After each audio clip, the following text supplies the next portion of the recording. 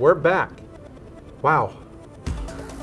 A lot of comic material to read this week, and what I mean is doing the research between Justice League with Batman and Suicide Squad, and now Justice League and Superman coming up. Yeah, with just as many tie-ins to older comics, not even necessarily New 52 comics, but going past that. Whew. And just a reminder, episodes going forward, new episodes every Friday. It'll be Friday, Wednesday, and we're going to discuss on Friday comics that had come out this that current week on Wednesday, and we're going to pick some of what we feel is good review material, and what we don't review, we're going to have what I call quick flips going forward. So that's what to look forward to in the future of Comic Book Cove. And let's finish off this segment by talking about first Justice League number 12, Maxo Lord Rebirth. What an issue to talk about Maxo Lord. It gives us the insight of, if you've read Justice League Suicide Squad 1, 2, 3, then you read Justice League number 12. Boom. What can you tell us about Maxo Lord? Well, this is essentially the whole backstory on New 52 Maximo Lord, who is introduced right off the bat as he's working with Checkmate, which is one of the international security organizations, as he's being basically interrogated by Amanda Waller through this entire issue, thanks to Checkmate trying to stop a train they were on, and Amanda Waller simply punching him out after he made the mistake of grabbing her arm too much. She clocked him. Clocked him good. Yeah, and through this backstory we get, he's slowly worked his way up the ranks of Checkmate over the years. He initially sort of caused the death of their previous leader, Jason Cameron. They were holed up in the their headquarters in the Swiss Alps. Maxwell Lord essentially talks him into just running out and getting gunned down by a group of terrorists. And then, as they go on, they mention that just coincidentally, all the other high-ups at Checkmate have had scandals that forced them out of Checkmate. Yep. I mean, one of them was tied to Cobra. One of them had a relationship with a member of the Rocket Red Brigade. It's all these kind of coincidental things that just happen to lead Maxwell Lord into the position of power in Checkmate. Yep.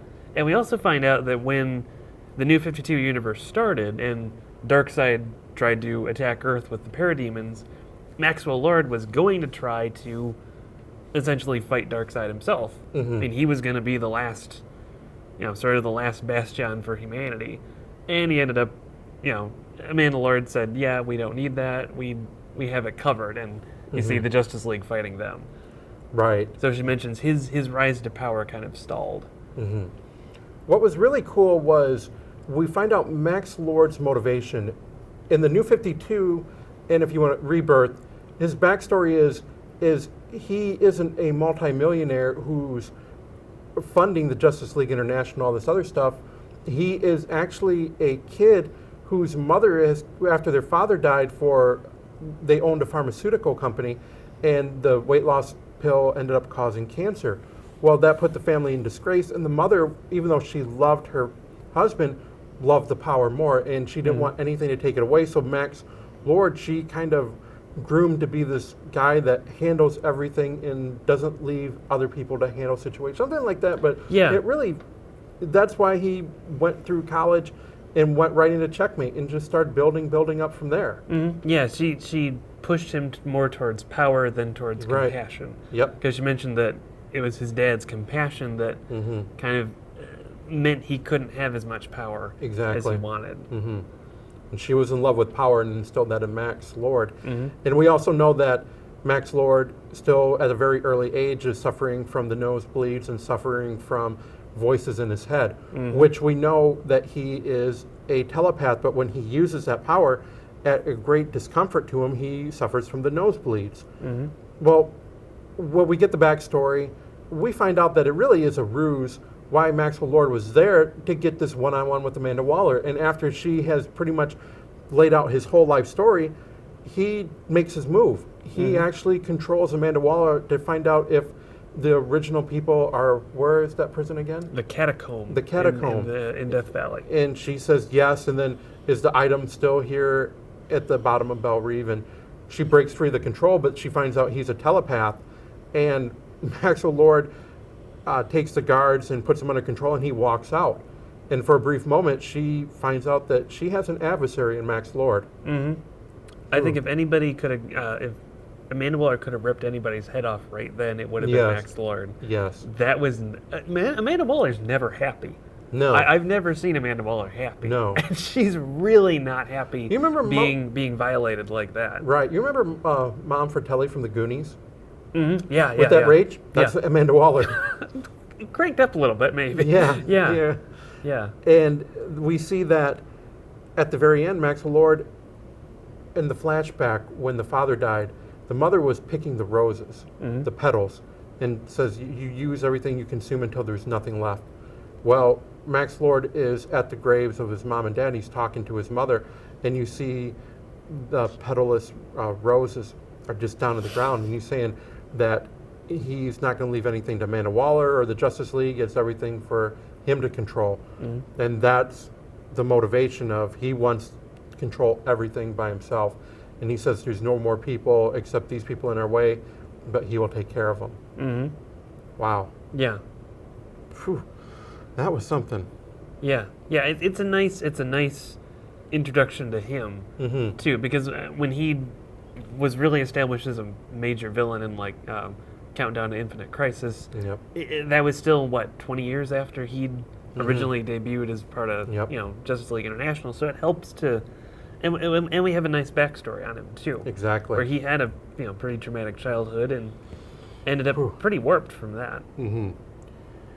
I can't wait to see the direction that this series goes. There's the main issues and some tie-ins, and as the weeks go on, episodes, we will discuss that. Let's get to something that is a little bit, a lot to take in as well. Yeah. Superman number 14, Multiplicity Part 1. Wow. And we did the fast forward, so in the meantime we missed Superman, the second part of Dinosaur Island, and we missed the second issue of Tribute to Darwin Cook. We had Batman and Son with the team up of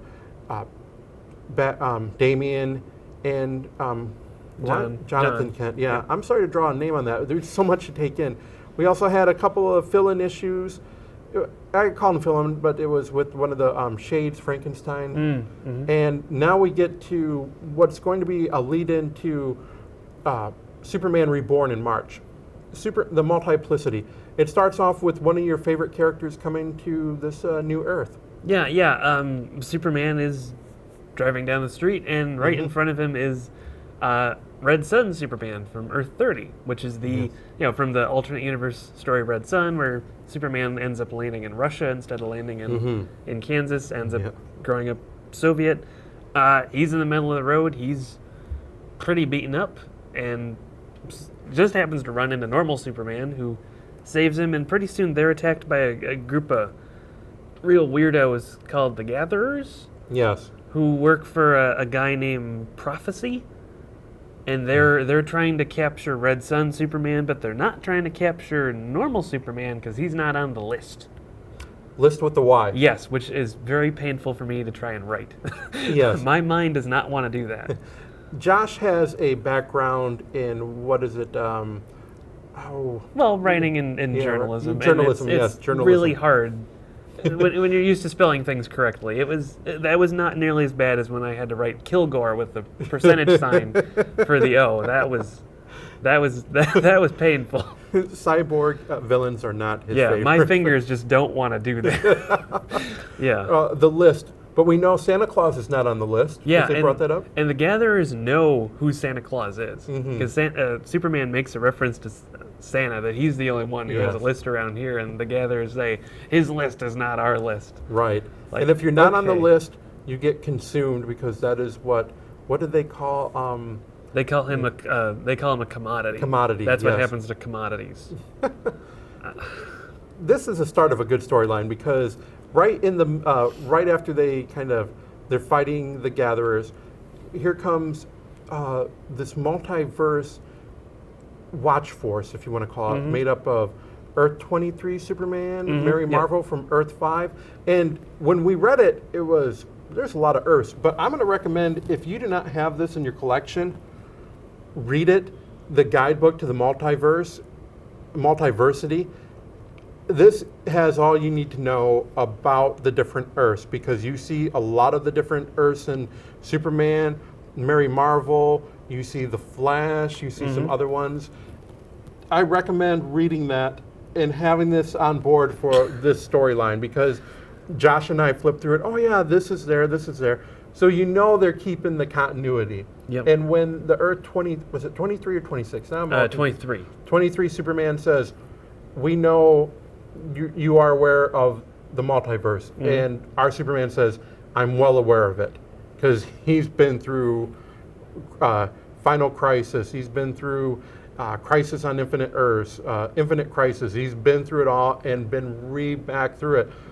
And they guess they're going after Kenan Kong, the new Superman. And they end up capturing him.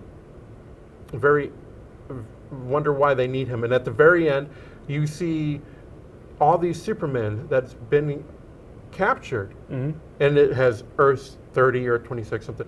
We see one of our Captain Carrot, Earth Superman. They take him out and they turn him into a little bunny. Put him in a big chamber. There's a big flash of light. Makes me wonder if he was maybe depowered, turned into just a normal, very cute rabbit. Not gonna lie. Right. So it'll be interesting to know if they're draining power from the various Supermen and women. I mean, what do they need it for? Why aren't they going after pre-Flashpoint Superman? Yes. I mean, is it because his Earth doesn't exist anymore? I mean, he's a refugee from his Earth. Maybe they don't. He's flying under the radar. I don't know. Right. And apparently Kenan has something that maybe he doesn't. There was also a reference of the blue light around this Earth, which Superman had that blue light aura around him, which was supposedly, if you read the Superman annual, the Swamp Thing helps him become in tune with our Earth. And that's why it was a weird story, and I think it has some later ramifications about how Superman was kind of out of tune with this Earth, out of sync, like a pitchfork, a tuning fork. He was out of tune with it, and that's when he absorbed energy. It kind of affected stuff around him. So Swamp Thing helped him in tune to this Earth. So I don't know if that blue glow has something to do with that, something to do with Dr. Manhattan. There's another mystery. That was something that Red Sun Superman saw when he was traveling to New 52 Earth. So, yeah, a lot of questions to be answered at some point.